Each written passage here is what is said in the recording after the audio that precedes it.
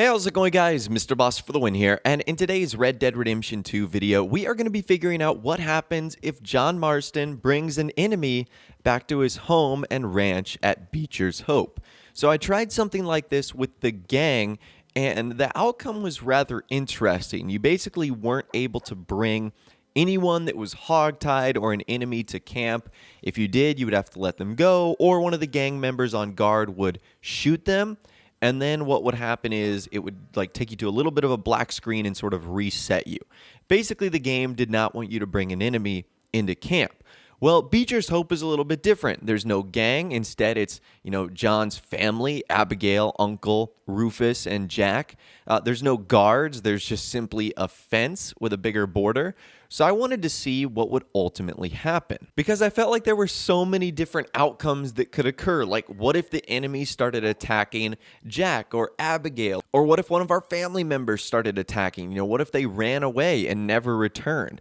So there were so many things I wanted to try here, and I felt like it would be a really fun experiment. So what I did is, because we were so close to tall trees, I figured this would be a perfect opportunity to grab one of these Skinner brothers. And lucky for me, I ran across a Skinner encounter, and what I ended up doing was killing two of them, but keeping one of them alive. So what I did was I ended up hog-tying the Skinner brother, and now it was time to bring him back to camp. So I loaded him back up on my horse, and now we're good to go. Now, if you do want to try this for yourself, just be careful. You will get a wanted level for attempting to kidnap a Skinner brother. Even though they are like the worst kind of person in the world, they still will get you in trouble if you decide to kidnap them. So just keep that in mind. Now, we are back at Beecher's Hope, or at least we're close to Beecher's Hope. So what I wanted to do this first time was actually keep him hogtied on the back of my horse to see what would happen. So I slowly started to creep into the boundary of Beecher's Hope, and then I lost my minimap. And I knew when I lost my minimap, something was going to happen.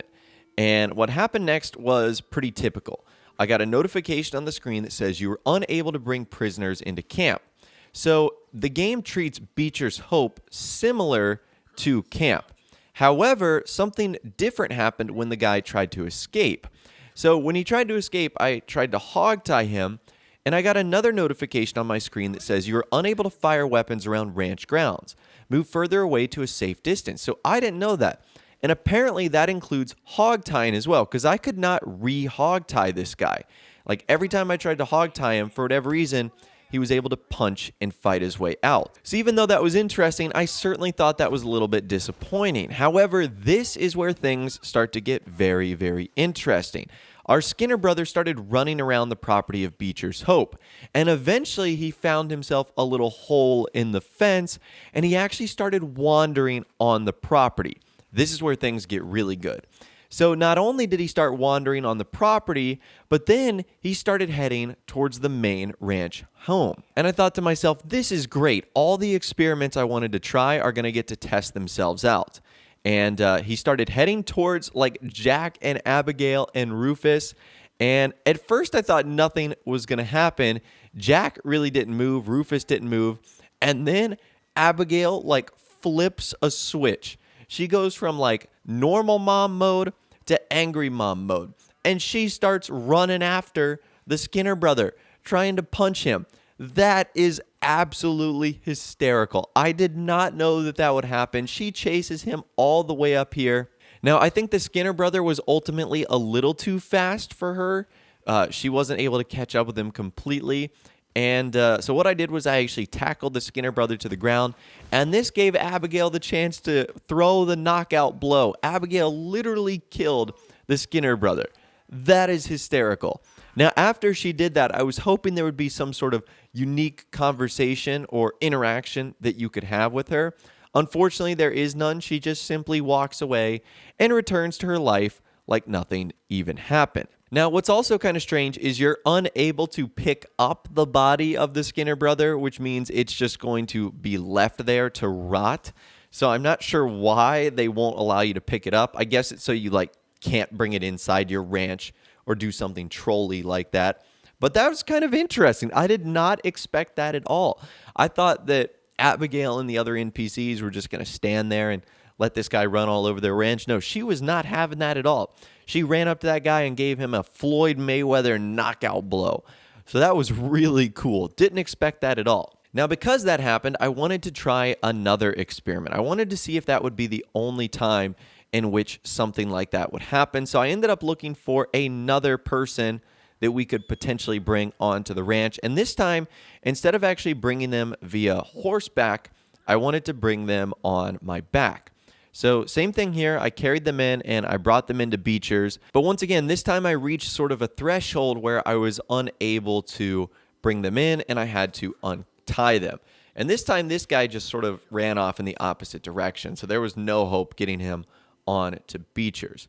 So anyways, I thought that was really cool. And I totally did not expect that at all. What would have made this situation so much better is if Rockstar had like programmed a cutscene into the game where once you returned back to camp or once the enemy was dealt with, like Abigail would start yelling at you or screaming at you, saying like, you know, how dare you bring someone like that close to our home, close to our ranch. That would have been so cool. And Rockstar pretty much thought of everything, but apparently they didn't think of that.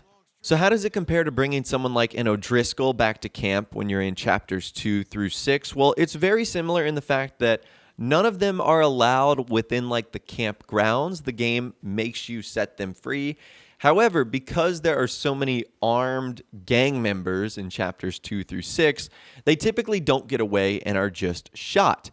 However, because John's home, like I said, has none of that, he doesn't have any like defense systems, and Uncle isn't carrying a weapon, and neither is Jack or Abigail. They don't get shot if they come on the property grounds, if they are managed to get close. Instead, what happens is you get this unique interaction where Abigail like chases after some of the other enemies that come onto the land. Now, as I mentioned earlier, unfortunately, I did not get to test this anymore because every time I would try and bring an enemy in there, they would just run the opposite direction. So I wasn't sure if someone like Uncle or Rufus or Jack would do the same thing, or if Jack is too young, if Uncle is too old because of the lumbago, and maybe Rufus isn't that sort of an attack dog, but at least we know that Abigail is ruthless enough to go after those bad guys and to protect her home. Now, even though I didn't get a special cutscene, I was hoping that maybe there would be like a line of dialogue that occurred after I brought this enemy back to camp, and I talked to all the members in Beecher's Hope. And unfortunately, I wasn't able to get any of that. I just got sort of the normal conversations you would have that sound like this. You heading into town? I wasn't planning on it. Well, if you do, buy me a bottle of hooch, will you? Oh, and don't tell your mama.